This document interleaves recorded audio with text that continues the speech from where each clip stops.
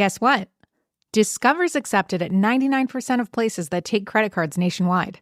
You heard right, 99%. If you don't think so, maybe it's time to face facts. You're stuck in the past. Based on the February 2024 Nielsen report. Learn more at discover.com/creditcard. Lemonada. I'm Gretchen Rubin, and this is A Little Happier. As I have mentioned many times, too many times, I love proverbs, aphorisms, Zen koans, and paradoxes. If you share this love, you may be interested in my new book, Secrets of Adulthood, Simple Truths for Our Complex Lives. It's a collection of the secrets of adulthood I've learned over the years, usually the hard way. If this description intrigues you, you can pre-order the book and learn more at happiercast.com/secrets. Pre-orders really boost the fate of the book, so if you pre-order, I very much appreciate it. Along with all these other things that I love, I also love traditional fables, parables, folk tales, and any kind of teaching story. And I have a huge collection that I've gathered over the years. For instance, in earlier episodes of A Little Happier, I've retold many famous teaching stories, such as the haunting story about the appointment in Samara, the story of the greedy monkey, the story of the man with the crowded and messy house, and the parable of the growing heap. Here's a traditional teaching story that I've been thinking about a lot lately. It has many variations, so I've written my own version. I'll call this story The Villagers and the Crocodile. Once upon a time, there was a well-ordered little village by a wide, beautiful river. The villagers there depended on the river for its water and its fish, and they often crossed the river to visit places on the other side. People would gather on the riverbank, sharing news and conversation as they went about their business. Life there was peaceful until a massive, cunning crocodile appeared. At first, the villagers caught a few ominous glimpses of it, but they hoped it would just go away quickly. Then the silent, sly crocodile struck. It snatched away Margaret, an older woman who was walking slowly and with difficulty along the riverbank. Well, of course a crocodile could catch Margaret, the villagers reassured themselves. She was very old and slow. They breathed a sigh of relief. Now the crocodile would be satisfied and go away. But the crocodile wasn't satisfied. A week later, it caught Peter, a strong young farmer. As it happened, this Peter was a quarrelsome man, and several villagers said to each other, "Well, it's not so terrible that Peter is gone. He was a real nuisance, a bad neighbor. But surely the crocodile's appetite will be satisfied after eating a big fellow like him. Now it will go."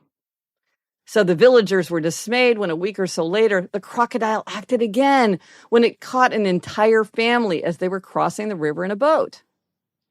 Well, that family wasn't from here, the villagers told themselves. They just arrived a few years ago, so it's really no loss to our village. Now that the crocodile has eaten all 6 of them, surely it will have enough, and all this will stop. But the crocodile didn't stop. The pattern emerged. The crocodile would hide and wait for a week or so, and everyone would hope that at last it had eaten enough or had gone away. But then some villager would be forced by necessity to go to the river to fish or fetch water or to try to cross, and the crocodile would drag them into the water to their deaths. The villagers were terrified.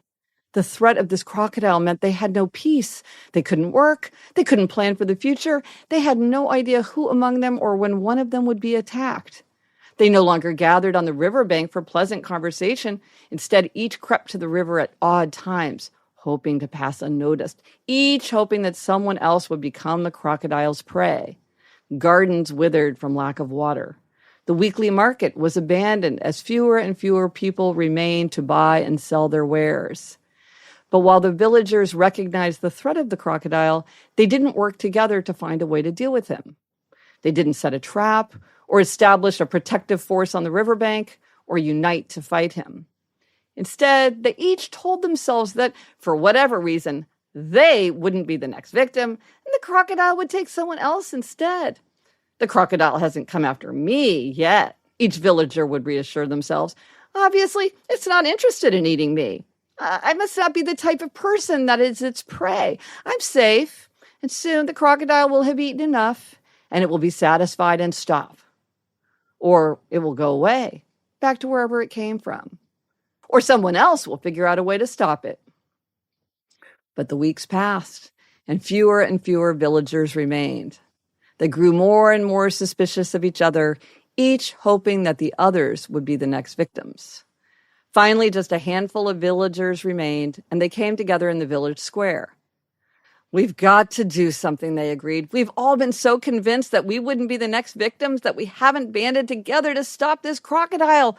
But it's not stopping. Let's figure out a way to end this terror.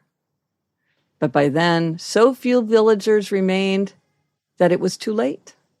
After its many easy feasts, the crocodile was so strong and well-fed that they couldn't mount a defense against it. One by one, the last of the villagers disappeared. They'd each assumed that they would never be the prey.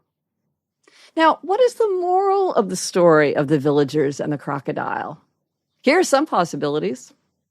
When evil threatens, we must unite against it or fall separately. Or, by choosing to ignore the wrongs done to others, we make it more likely for those wrongs to be turned on us. Or, don't assume that evildoers will be satisfied or disappeared instead of choosing to continue in their evil ways. Or, a society that discounts the suffering of its weakest members ultimately weakens itself. Or, it's risky to assume that we're insulated from an unpredictable evildoer's destruction. What do you think? I'm Gretchen Rubin, and I hope this makes your week a little happier. From the Onward Project. On Death, Sex, and Money, we feature interviews with you, our community of listeners, getting honest about uncomfortable things. I developed an illness where it isn't safe for me to drive. A friend once said to me, sex is like air. You don't think about it until you're not getting enough. This is a similar sort of thing if you just replace sex with driving. Listen to Death, Sex, and Money wherever you get podcasts.